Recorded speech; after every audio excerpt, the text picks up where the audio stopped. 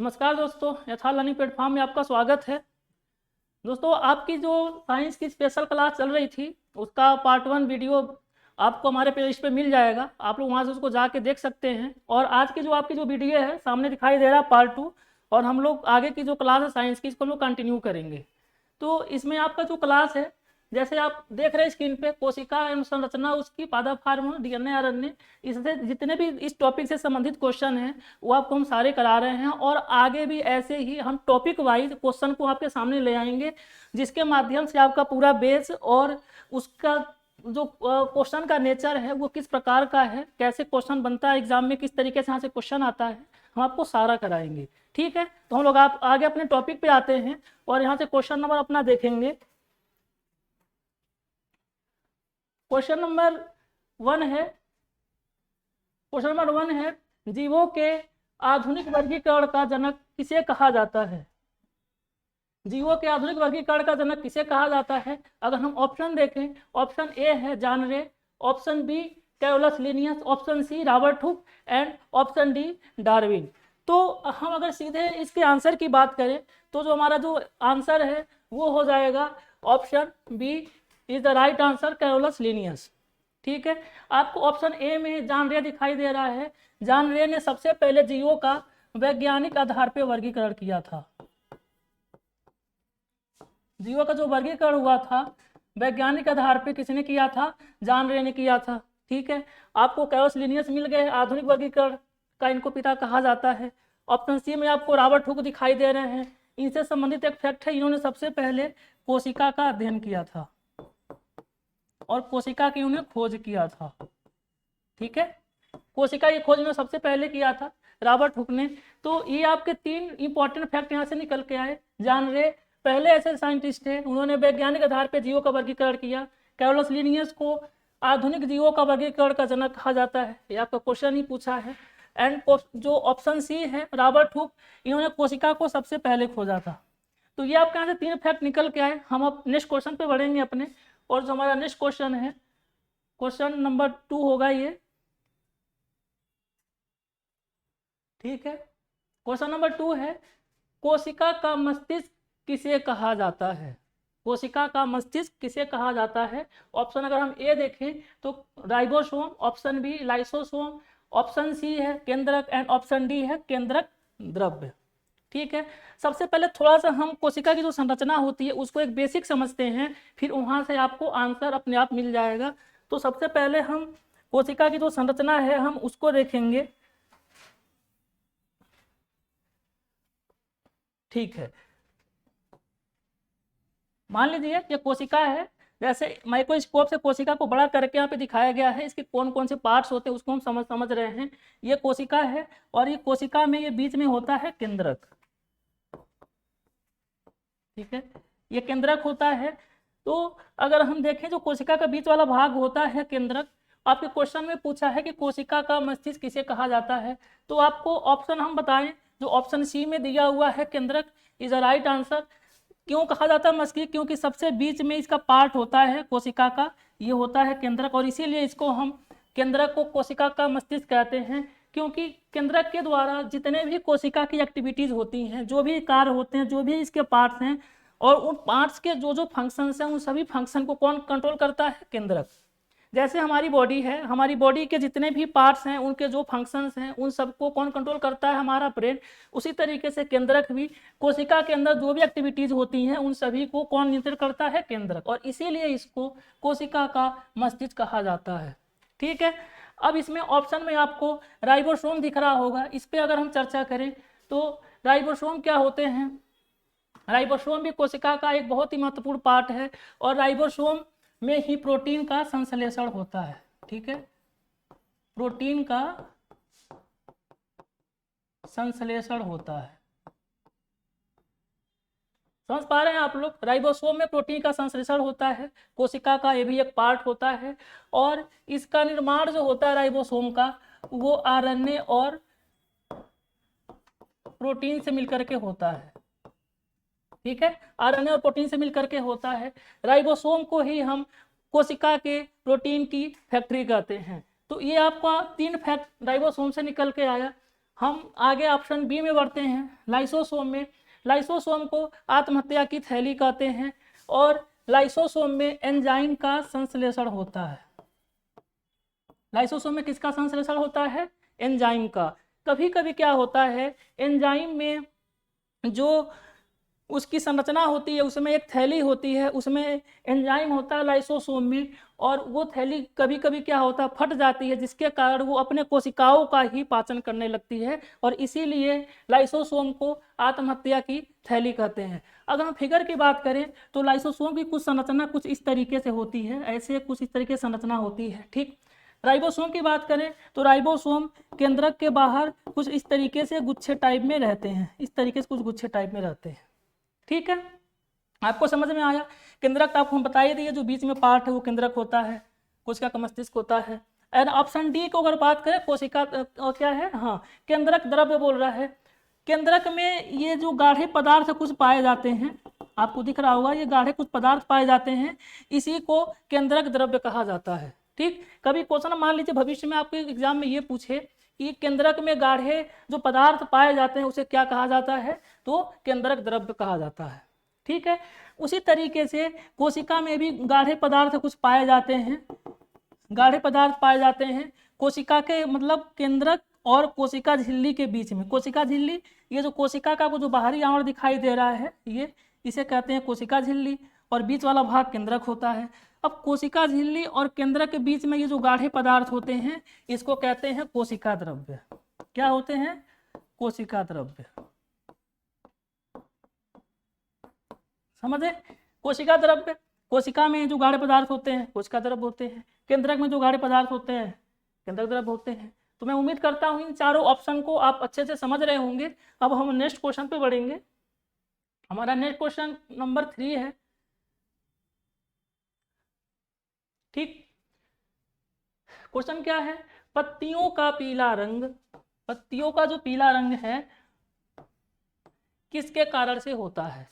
बहुत महत्वपूर्ण क्वेश्चन है, आप लोग इस क्वेश्चन को स्टार बना लीजिएगा, इंपॉर्टेंट क्वेश्चन है। पत्तियों का पीला रंग किसके कारण से होता है? ऑप्शन हम चेक करें, ऑप्शन ए लोहा, option B calcium, option C manganese, option D carotene, ठीक है। अगर हम बात करें इसमें पत्तियों का जो पीला होने का जो कारण है आपका, वो होता है आवश्यकता से अधिक कैरोटीन का निर्माण। समझ गए? आपको पता होगा पत्ती में जो हरा होने का कारण क्या होता है? क्लोरोफिल होता है। क्या होता है? क्लोरोफिल होता है, ठीक है। क्लोरोफिल होता है, पत्ती में पाया जाता है, और इसी क्लोरोफिल में कैरोटीन नामक एक पिगमेंट होता है। इसी क्लोरोफिल में कैरोटीन नामक एक पिगमेंट होता है। कभी कभी कैरोटीन की मात्रा बहुत अधिक बढ़ जाती है, उसके कारण जो पत्तियों का रंग होता है वो पीला पड़ने लगता है, ठीक है। तो ये आपका क्वेश्चन था। अब हम नेक्स्ट क्वेश्चन पे बढ़ेंगे, और जो हमारा अगला क्वेश्चन होगा, हमारा अगला क्वेश्चन है क्वेश्चन नंबर 4 है, ठीक। क्वेश्चन नंबर 4 है, निम्न में से कौन आनुवंशिक पदार्थ है? That is the most important question. निम्न में से आनुवंशिक पदार्थ कौन है? ठीक है, हम ऑप्शन देखते हैं। ऑप्शन ए है डीएनए, ऑप्शन बी है आरएनए, ऑप्शन सी है इनमें से कोई नहीं, एंड ऑप्शन डी है ए तथा बी दोनों, ठीक है। अगर हम थोड़ी सी आनुवंशिक पदार्थ की संरचना की हम अगर बात करें, ठीक है, जो आनुवंशिक पदार्थ होते हैं, जैसे अगर एक पीढ़ी का लक्षण होता है दूसरे पीढ़ी में जाता है, ठीक, तो कुछ आनुवंशिक पदार्थों के माध्यम से जाता है। समझ पा रहे हैं आप? अगर हम डीएनए की बात करें, ठीक है, तो डीएनए को हम आनुवंशिक पदार्थ मानते हैं, क्योंकि जो डीएनए में जीन पाया जाता है, ठीक, और इस डीएनए के माध्यम से जो एक पीढ़ी के लक्षण होते हैं वो दूसरे पीढ़ी में दिखाई देते हैं। समझ पा रहे हैं आप? तो इसमें अगर आप देखेंगे तो जो सही इसका आंसर है, जो आपको पहले ही हम बता दिए, ऑप्शन ए डीएनए, ठीक है। हम थोड़ा सा डीएनए को और कैटेगरीफाइज करेंगे। देखिए, अगर हम देखें, जैसे मान लीजिए हम आपको बताए थे ये कोशिका है, कोशिका में ये केंद्रक होता है, ठीक, हम इस केंद्रक को बाहर निकालेंगे। समझ पा रहे हैं आप? हम केंद्रक को बाहर निकालिए। इस कोशिका के केंद्रक में न्यूक्लिक अम्ल का निर्माण होता है। इस केंद्रक में न्यूक्लिक अम्ल का निर्माण होता है।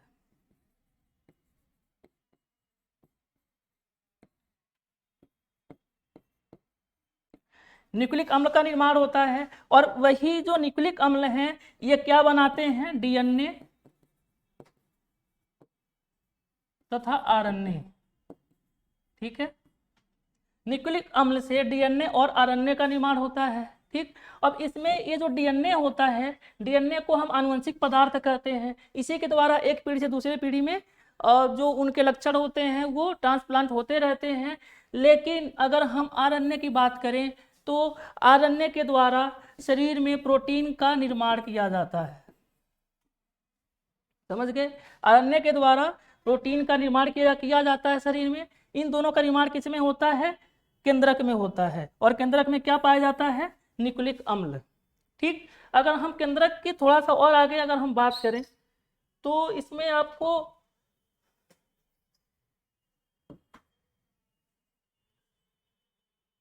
केंद्रक की अगर हम डीएनए की अगर हम बात करें तो डीएनए में अगर हम देखें तो इसमें 4 प्रकार के क्षार पाए जाते हैं। जो पहला आपका है थाइमीन होता है, पहला आपका थाइमीन हो गया, दूसरा आपका एडिनिन हो गया, एडिनिन, तीसरा आपका हो गया साइटोसिन। ठीक है, साइटोसिन, एंड चौथा हो गया आपका गुआनिन। ठीक, डीएनए में आपके 4 प्रकार के क्षार पाए जाते हैं, thymine, adenine, cytosine and guanine. ठीक है, तो ये क्षार पाए जाते हैं। इसमें से अगर आप देखेंगे जो आरएनए होता है, आरएनए में इस थाइमीन के जगह पर पाया जाता है यूरेसिल। ठीक है, आरएनए में थाइमीन के जगह पर यूरेसिल पाया जाता है। डीएनए में thymine, adenine, cytosine and guanine, ये 4 प्रकार के होते हैं। आरएनए में थाइमीन के जगह पर यूरेसिल होता है। यहाँ से क्वेश्चन एग्जाम में कई बार पूछा हुआ है कि आरएनए में जो यूरेसिल होता है वो किस क्षार के स्थान पर पाया जाता है, तो थाइमीन के स्थान पर पाया जाता है यूरेसिल।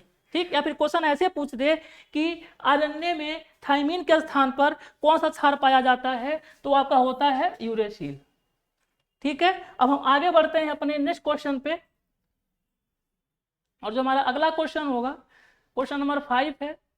इसमें क्वेश्चन ये है, माइकोलॉजी में किसका अध्ययन किया जाता है। माइकोलॉजी में किसका अध्ययन किया जाता है। ठीक है, ऑप्शन ए है जीवाणु, ऑप्शन बी विषाणु, ऑप्शन सी कवक, ऑप्शन डी छिपकली। तो इसका जो सही आंसर है वो हो जाएगा आपका कवक। कवक के अंतर्गत हम माइकोलॉजी का जो अंतर्गत हम कवक का अध्ययन करते हैं। जीवाणु का अध्ययन हम बैक्टीरियोलॉजी के अंतर्गत करते हैं।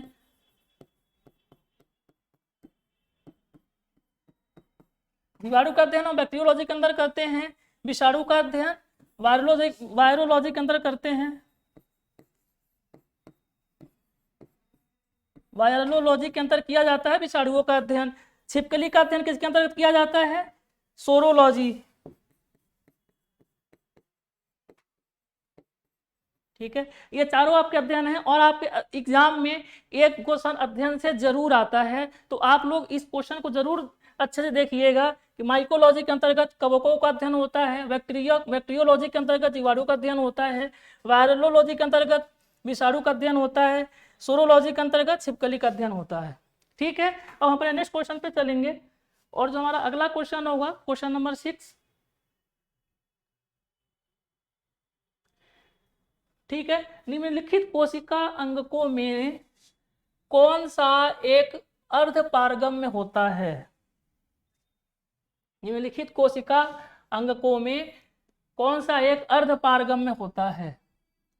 ठीक है, ऑप्शन ए है कोशिका झिल्ली, ऑप्शन बी प्लाज्मा झिल्ली, ऑप्शन सी कोशिका भित्ति एंड ऑप्शन डी केंद्रक। ठीक, तो जो इसका सही आंसर हो जाएगा कोशिका झिल्ली। कोशिका झिल्ली को ही हम अर्धपारगम्य कहते हैं।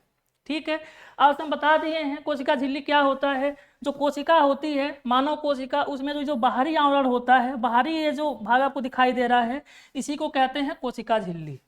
ठीक, अगर हम कोशिका भित्ति की बात करें तो जो पादप कोशिका होती है, पादप कोशिका के जो बाहरी भाग ये आपको दिखाई दे रहा है, उसको कहते हैं कोशिका भित्ति। कोशिका भित्ति मानव कोशिका और पादप कोशिका के सबसे बड़ी अंतर माना जाता है, क्योंकि कोशिका भित्ति केवल पौधों में पाई जाती है। ठीक है, और इसे कई बार क्वेश्चन बना है। केंद्रक आपको हम इसके पहले वाले क्वेश्चन में समझा चुके हैं। ठीक है, अब हम आगे बढ़ते हैं अपने नेक्स्ट क्वेश्चन पे।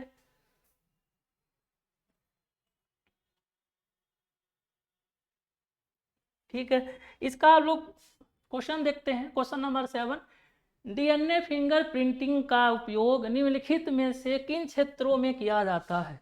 इसको भी आप लोग स्टार कर लीजिएगा इस क्वेश्चन को। डीएनए फिंगरप्रिंट, पहले हम समझते हैं कि डीएनए फिंगरप्रिंट क्या होता है, क्योंकि कई बार यहाँ से क्वेश्चन पूछता है। और अगर आपको इस क्वेश्चन को हम बता दें तो ये क्वेश्चन आपका थोड़ा सा बायोटेक्नोलॉजी को रिलेट कर रहा है, क्योंकि आपके एग्जाम में जो आपका सिलेबस है वो जनरल साइंस को है, लेकिन थोड़ा सा ये जा करके बायो जो टेक्नोलॉजी होती है उसको ऐड करके यहाँ से क्वेश्चन ये पूछ लेते हैं। तो ये क्वेश्चन आपको हमको कराने का मकसद ये था कि थोड़ा सा आपको एक आइडिया लग जाए कि हमें इस तरीके से क्वेश्चन भी पढ़ने हैं। समझ में आ रहा है? तो हम आगे बढ़ते हैं। केवल न्यायालयी छानबीन में, सहायक वैज्ञानिक परीक्षण में, बी है केवल पैतृक की पहचान में, एंड सी है केवल संकटपन्न प्राणियों के लक्षण में, एंड डी है उपयुक्त सभी क्षेत्रों में। ठीक है, पहले तो आप सुनिए, जैसे डीएनए क्या होता है आपको अगर बता दें। डीएनए एक आनुवंशिक पदार्थ है। ठीक, हम डीएनए के द्वारा किसी भी व्यक्ति की हम पहचान कर सकते हैं। समझ आप लोग पा रहे हैं कि जो डीएनए के द्वारा हम किसी भी व्यक्ति की पहचान करते हैं, और इसी डीएनए फिंगरप्रिंट के द्वारा हम, जैसे अगर कोई मान लीजिए व्यक्ति केवल ये जो इसमें लिखा हुआ है ऑप्शन में, केवल न्यायालयी छानबीन के सहायक वैज्ञानिक परीक्षण में, ठीक है, तो हम न्यायालयी जो छानबीन परीक्षण होता है उसमें भी हम करते हैं। जैसे मान लीजिए कोई अपराधी है और किसी प्रकार का अगर उसने अपराध किया है और हमें सही अपराधी को पकड़ना है, तो हम डीएनए फिंगरप्रिंट के द्वारा उस अपराधी को हम पकड़ सकते हैं। ठीक, तो आपका ये ऑप्शन जो है ये भी सही है। ए ऑप्शन बी की अगर हम बात करें, केवल पैतृक की पहचान में, ठीक है, इसमें कह रहा है कि केवल पैतृक की पहचान में, तो पैतृक की पहचान में भी इसकी आवश्यकता होती है। पैतृक मतलब ये होता है कि माता पिता की जो संतान होती है उनको पहचानने में, तो इसका सेंस ये दे रहा है पैतृक पहचान, यानी माता, एक बच्चे के जो माँ बाप हैं, जो माता पिता हैं, उनकी पहचान करने में हम डीएनए फिंगरप्रिंट की सहायता करते हैं। ठीक है, तो इस तरीके से ऑप्शन बी भी सही है। एंड ऑप्शन सी की अगर बात करें, केवल संकट उत्पन्न प्राणियों के लक्षण में, तो संकटपन्न तो उत्पन्न प्राणी हैं, उनमें उनके लक्षण में भी हम डीएनए फिंगरप्रिंटिंग के द्वारा हम पहचान कर सकते हैं कि अगर जो प्राणी जो विलुप्त हो रहा है, जो विलुप्त होने के कगार पर है, वो क्यों हो रहा है, उसमें क्या प्रॉब्लम है, या फिर कहीं उसमें कोई किसी प्रकार की डिसीज तो नहीं है, कोई बीमारी तो नहीं है, तो हम उसको पहचान करते हैं और उसको सही करने की कोशिश करते हैं। तो इस तरीके से आपका ऑप्शन सी भी सही हो गया। क्लियर हुआ आप लोगों का? उसके बाद ऑप्शन डी को देखिए, इसमें यही बोला है कि उपयुक्त सभी क्षेत्रों में।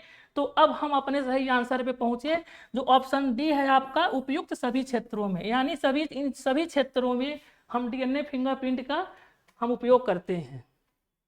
तो ये आपका बढ़िया क्वेश्चन था। अब हम नेक्स्ट क्वेश्चन पे आगे बढ़ते हैं। हमारा क्वेश्चन नंबर 8 है। देखिए बहुत बढ़िया क्वेश्चन है, बिल्कुल ब्रांडेड क्वेश्चन है ये, बिल्कुल से ब्रांडेड क्वेश्चन। जैसे बायोचिप में क्या होता है ना, बायोचिप में क्या होता है? आपने अभी तक केवल चिप के बारे में नाम सुना होगा, ये आ गया आपके सामने बायोचिप।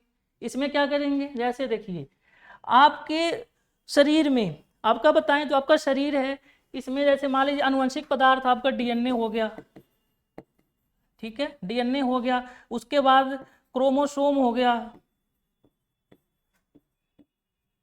ठीक है, डीएनए और क्रोमोसोम ये आपके आनुवंशिक पदार्थ होते हैं। ठीक, तो जैसे ये बायोचिप की बात कर रहे हैं, बायोचिप में ही एक प्रकार का ये बायोचिप एक पदार्थ होता है जिसमें इसमें सभी प्रकार की जो आनुवंशिक पदार्थ होते हैं वो रखे होते हैं, और इनके द्वारा हम किसी अगर व्यक्ति विशेष की पहचान करनी हो तो उस जो आनुवंशिक पदार्थ होते हैं उसके द्वारा हम उसकी पहचान कर सकते हैं उसके लक्षणों के माध्यम से, या फिर उसमें किसी प्रकार की अगर बीमारी है तो हम इससे उसकी पहचान कर सकते हैं। ठीक है, तो अब हम ऑप्शन पे आते हैं। ऑप्शन ए है आरएनए, ऑप्शन डी है डीएनए, ऑप्शन सी है आरएनए तथा डीएनए, एंड ऑप्शन डी है आरएनए, डीएनए तथा प्रोटीन। ठीक, तो जो इसका सही आंसर है वो हो जाएगा ऑप्शन डी, आरएनए, डीएनए तथा प्रोटीन। ठीक है, हम आगे बढ़ते हैं अपने नेक्स्ट क्वेश्चन पे, और जो हमारा अगला क्वेश्चन है क्वेश्चन नंबर 9। क्वेश्चन 9 है, निम्न में से किसमें लिंग गुणसूत्र नहीं पाए जाते हैं? निम्न में से किसमें लिंग गुणसूत्र नहीं पाए जाते हैं?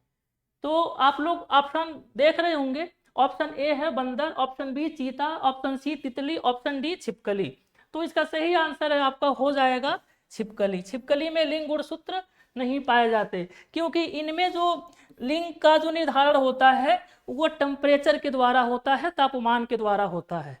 समझ में आ रहा है आप लोगों को? जो छिपकली होता है इनमें जो लिंग गुणसूत्र का जो निर्धारण होता है वो टेम्परेचर के माध्यम से होता है। और अगर हम गुणसूत्र की बात करें तो गुणसूत्र की अगर हम बात करें, यहाँ से सबसे बढ़िया फैक्ट आपका निकल के आता है कि गुणसूत्र का निर्माण किससे होता है। ठीक, तो जब गुणसूत्र का निर्माण देखेंगे वो होता है डीएनए और एक हिस्टोन नामक प्रोटीन होता है। हिस्टोन क्या है? ये एक प्रकार का प्रोटीन है। ठीक है, तो डीएनए और हिस्टोन नामक जो प्रोटीन होते हैं ये मिलके गुणसूत्र का निर्माण करते हैं। ठीक है, हम आगे बढ़ते हैं अपने नेक्स्ट क्वेश्चन पे। अब क्वेश्चन नंबर 10। अगर आपको वीडियो अच्छी लग रही हो तो आप लोग इसको ज़्यादा से ज़्यादा लाइक करिए और शेयर करिए, ताकि ये जो इस वीडियो का जो फायदा है और भी जो बच्चे हैं ग्रामीण इलाकों में जो बच्चे हैं उन तक वीडियो पहुंचे और वो भी इसका फायदा उठा सके। ठीक है, हम नेक्स्ट क्वेश्चन कराते हैं। क्वेश्चन नंबर तो हमारा 10 है, समसूत्री कोशिका विभाजन में गुणसूत्रों की संख्या कितनी होती है? समसूत्री कोशिका विभाजन में गुणसूत्रों की संख्या कितनी होती है? तो अब हम ऑप्शन देखते हैं। ऑप्शन ए है केवल 2, ऑप्शन बी है 2 से अधिक, ऑप्शन सी है 2 से कम, एंड ऑप्शन डी है समान होती है। ठीक है, अब हम थोड़ा सा कोशिका विभाजन को समझते हैं कि कोशिका विभाजन क्या होता है। ठीक है, कोशिका विभाजन,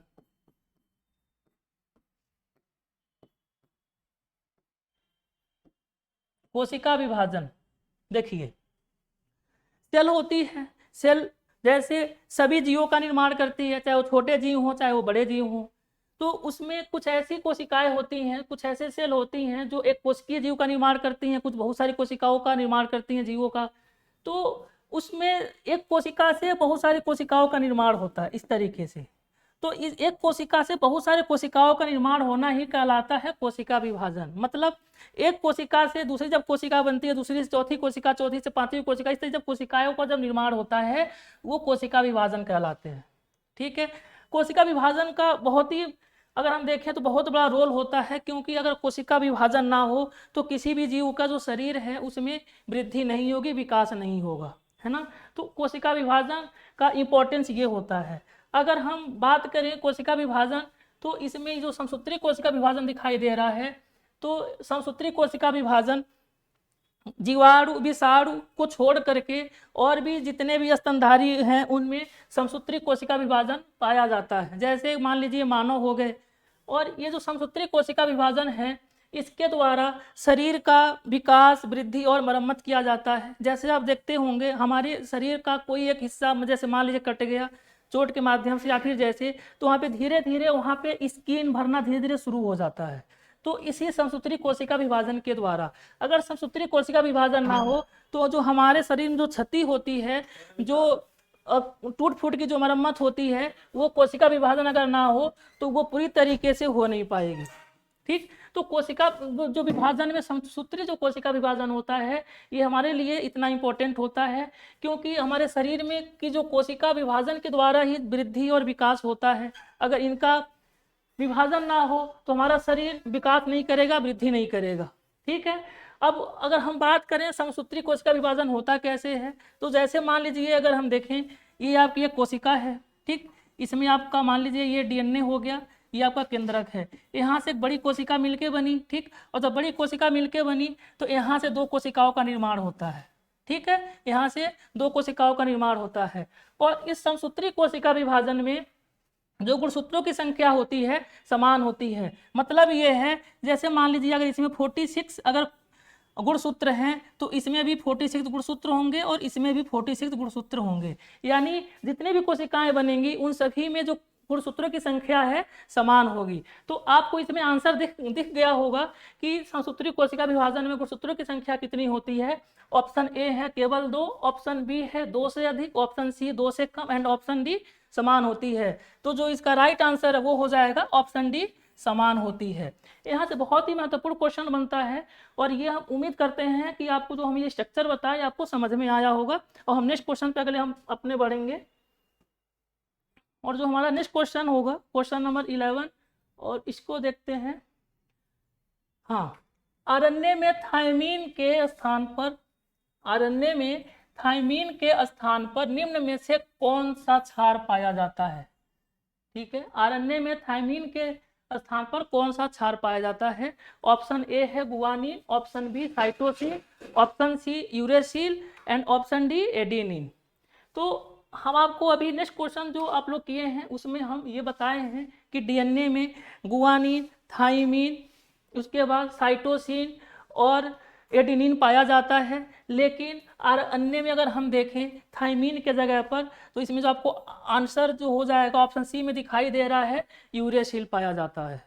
ठीक, आरएनए में थायमीन के स्थान पर यूरेसिल पाया जाता है, लेकिन हम डीएनए की बात करें तो डीएनए में आपका गुआनिन होता है, साइटोसिन होता है, एडेनिन होता है और थायमीन होता है। आरएनए में थायमीन के स्थान पर यूरेसिल पाया जाता है। ठीक है, आगे बढ़ते हैं हम नेक्स्ट क्वेश्चन पे और हमारा अगला क्वेश्चन है क्वेश्चन नंबर 12 है। हाँ, इसमें जो क्वेश्चन है ये कह रहा है न्यूक्लियस की खोज किसने किया था। क्वेश्चन नंबर 12 में बोला न्यूक्लियस की खोज किसने किया था। हम ऑप्शन ए को देखेंगे Leeuwenhoek, option B Robert Hooke, option C Schwann and option D Robert Brown. तो इसका सही आंसर हो जाएगा आपका ऑप्शन डी रॉबर्ट ब्राउन। ठीक, हम लुवेनहॉक की बात करें तो लुवेनहॉक जो वैज्ञानिक थे इन्होंने भी कोशिकाओं का खोज किया था।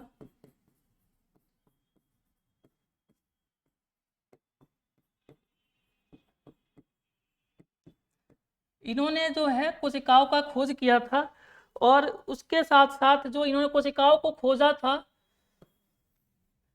जो इन्होंने कोशिकाओं को खोजा था वो जीवित कोशिका थी, जीवित कोशिका। ठीक है, इन्होंने जीवित कोशिकाओं को खोजा था, किसने, लुवेनहॉक ने। अगर हम रॉबर्ट हुक की बात करें तो रॉबर्ट हुक ने कोशिकाओं को खोजा था, लेकिन इन्होंने जिस कोशिका का अध्ययन किया था और खोजा था वो डेड सेल यानी मृत्यु कोशिका थी। ठीक है, स्वान की बात करें तो स्वान और स्लाइडेन ने कोशिका सिद्धांत दिया था और उन्होंने अपने कोशिका सिद्धांत में ये बताया था कि जो विषाणु होते हैं वो कोशिका संरचना के अपवाद होते हैं। ठीक है, हम अपने नेक्स्ट क्वेश्चन पे आगे बढ़ेंगे और जो हमारा नेक्स्ट क्वेश्चन होगा क्वेश्चन नंबर 13 है कोशिका में ऊर्जा संचित होती है, कोशिका में ऊर्जा संचित होती है। इसमें ऑप्शन हम देखते हैं, ऑप्शन ए एएमपी के रूप में, ऑप्शन बी एटीपी के रूप में, ऑप्शन सी एडीपी के रूप में एंड ऑप्शन डी इनमें से कोई नहीं। तो अगर हम बात करें हमारे शरीर में जो कोशिका होती है, कोशिका में जो ऊर्जा संचित होती है वो होती है एटीपी के रूप में। एटीपी क्या होता है, इसका फुल फॉर्म होता है एडिनोसिन ट्राईफॉस्फेट, एडिनोसिन ट्राईफॉस्फेट। ठीक है, एडिनोसिन ट्राईफॉस्फेट। हमारे शरीर में जो ऊर्जा बनती है वो एटीपी के रूप में बनती है। अगर मैं आपको बता दूं जो 1 ग्राम जो ग्लूकोज होता है, 1 ग्राम ग्लूकोज होता है उसमें जब ऑक्सीकरण की क्रिया होती है उसमें हमारे शरीर में टोटल 38 एटीपी का निर्माण होता है। कितना होता है 38 एटीपी का निर्माण होता है। यही जो एटीपी होता है ऊर्जा के रूप में हमारे शरीर में संचित होता है। ठीक है, हम आगे बढ़ते हैं अपने नेक्स्ट क्वेश्चन पे, और हमारा जो क्वेश्चन नंबर है 14, इसको देखते हैं।